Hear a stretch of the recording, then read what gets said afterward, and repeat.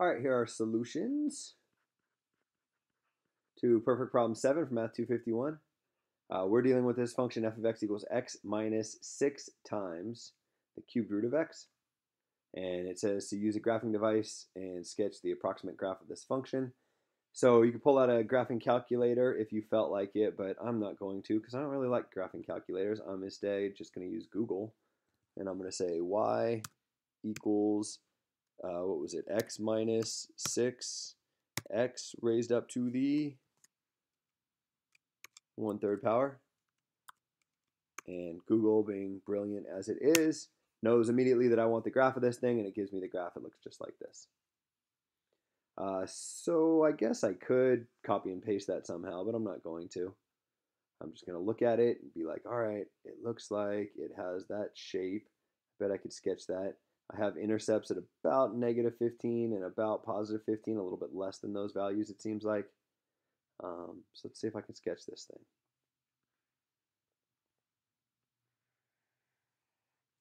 So maybe there's -5, -10, -15, and 5, 10, 15. And then as far as my y-axis, I want to get as high as, well, damn near 6. So maybe I'll make this, sure, let's do 5s again. There's 5, there's -5.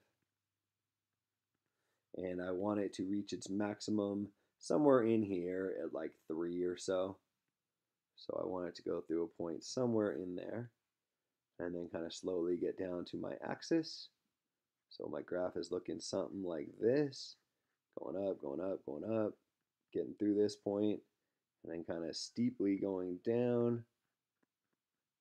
And then it has this kind of symmetric property. It sort of looks like this. Somewhere in there, goes up like that. And I guess this was supposed to be just short of 15. Fine, so there's my graph. This is f of x equals x minus 6x to the 1/3 power, cubed root of x, however you want to write it. Kind of a nice looking graph. Anyways, with the help of a graphing device, sketch an approximate graph. Done. Label all local minima and maxima. So it looks like there is a local max right around there and a local min somewhere in here. Are there any points where the derivative appears to be undefined?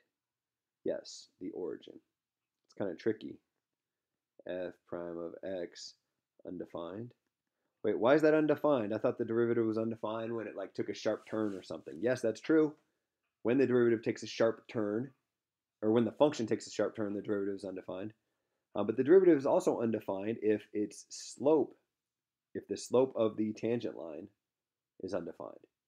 And the slope is undefined when the slope of the tangent line is vertical.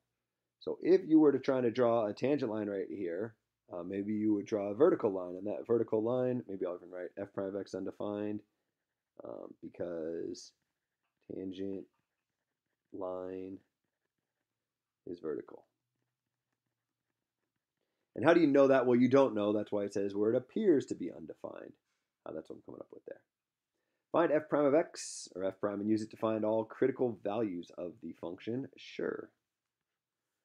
So if f of x is x minus 6 times the cubed root of x, I could say that f prime of x is the derivative of x minus 6x to the 1/3 power, which is the derivative of x minus the derivative, minus maybe 6 times the derivative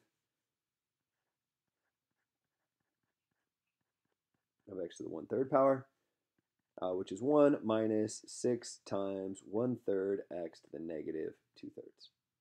Or you can clean that up a little bit, and you can call it 1 minus 2x to the -2/3. That's f prime of x. What I'm supposed to do is use that to find critical values of the function. Okay, so critical values happen when one of two things happen. When f prime of x is undefined, and when f prime of x equals 0. Let's maybe write this a little bit neater.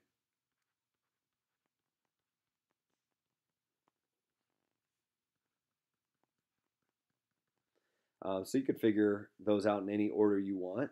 Here's f prime of x, 1 minus 2x to the negative 2/3. I want to know when that equals 0. Well, I suppose I could add this term over to this side and get 1 equals 2x to the negative 2/3. And then if I divide by 2, I get 1/2 equals x to the negative 2/3. So if I raise both sides of the equation to the negative 3/2 power, I'll get 1/2 to the negative 3/2 equals x. And this is kind of ugly looking. I'd prefer it to not be a fraction and have a negative exponent. So I can get rid of the negative if I take the reciprocal of this thing. I could say it's 2 to the 3/2 power is what x is equal to. 2 to the 3/2 power is the square root of 2 to the 3rd power, aka the square root of 8, or 2 times the square root of 2. And that's all right except for in one step. Okay, you're like, oh, there's only one critical value of this type. Weird, because it kind of seems like there should be two, one here and one here. Well, I actually lost one in here in my algebra, and it happened in this step. When I raised both sides of the equation to the negative 3/2 power, essentially I took the square root of this side of the equation. This 2 down here in the denominator, it counts for taking the square root. And when you take the square root, you have to remember to put in a plus or minus. So really, all of these would have a plus or minus on it, and I would get two critical values, these two right here. But I'm not done because it also happens if f prime of x is undefined. To figure out when f prime of x is undefined, it might help to rewrite f prime of x as 1 minus 2 divided by x to the 2/3 power. And this is undefined if I divide by 0, and I divide by 0 if x to the 2/3 power equals 0, which happens when x equals 0. So I get another critical value at x equals 0, and then these critical values that I already talked about. Using the first derivative test, classify the critical values as local minima, local maxima, or neither. All right, so the first derivative test, what I do is I kind of take my number line and I put down all of my critical values. So I had one at 0, and then I had one at 2 root 2, and then I had one at the negative of 2 root 2. And 2 root 2, let's see, the square root of 2 is about 1.4. Multiply it by 2, we're at like we're at like 2.8 or so. So maybe I'll even write this is approximately 2.8. And why that's relevant is because what you do with your first derivative test is you divide your number line up into regions. So I have one region out here. I have one region in here. I have one region in here. And then I have a region out here. And what I want to do is test my regions. Test region 1 by taking any number in region 1, any number that's less than negative 2.8. So I don't know, maybe f prime of, let's go negative 4. That's a little bit arbitrary. Maybe I'll even write, let's pick x equals negative 4. And then I'll write anything less than negative 2 root 2.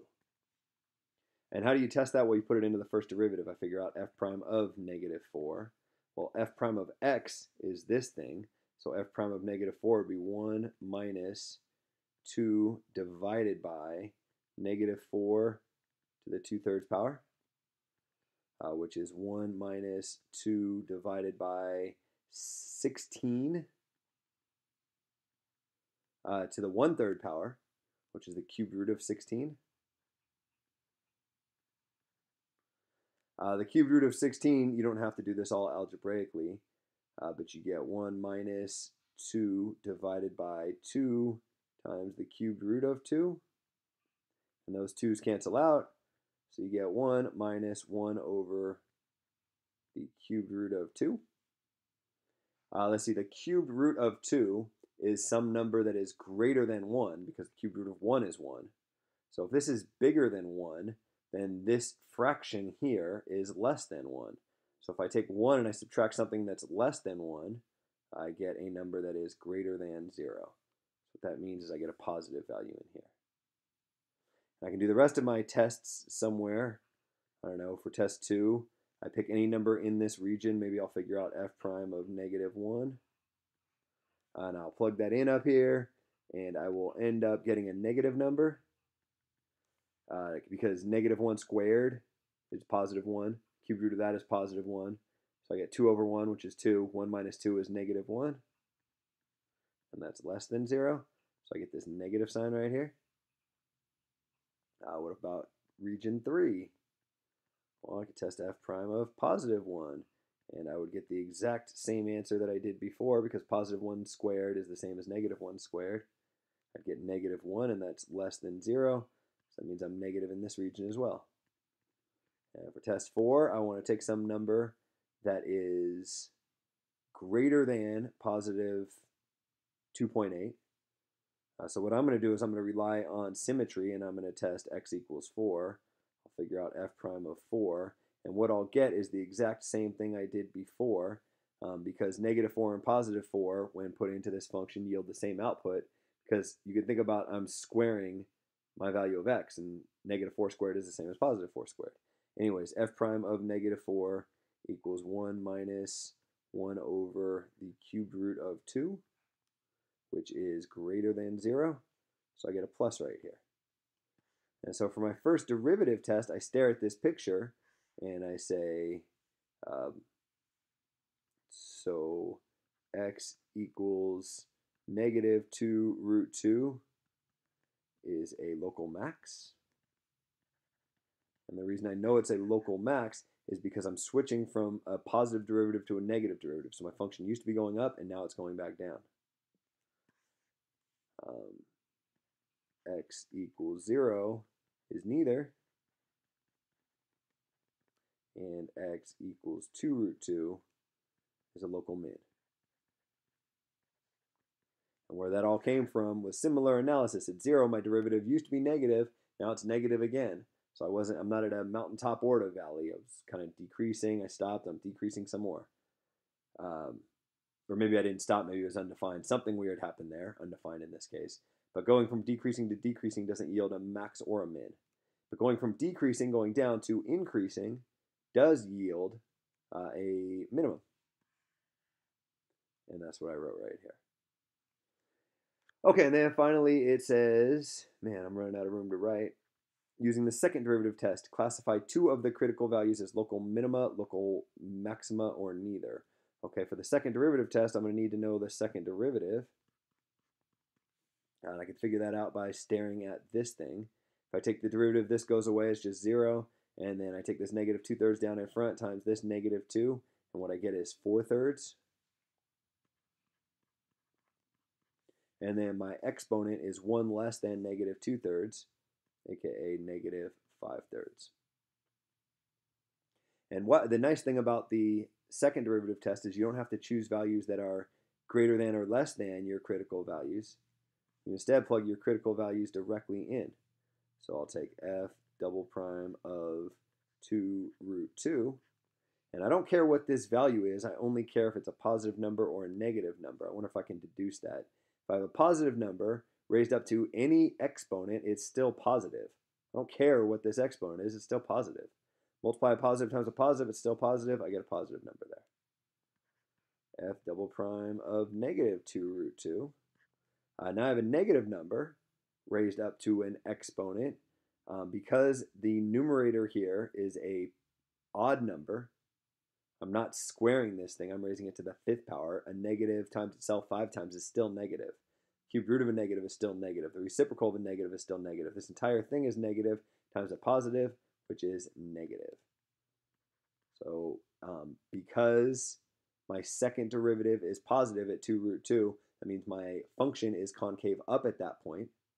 And if I have a critical value of this type, which is the only type I can check with my second derivative test, means it's flat and it's concave up, which means it must be a local min. Whereas this one, it's flat and it's concave down, so it's a local max. And sure enough, all those conclusions that that 2 root 2 is a local minimum is the same conclusion that I came to right here. 2 root 2 is a local minimum. And it's exactly what it looks like in my picture right here.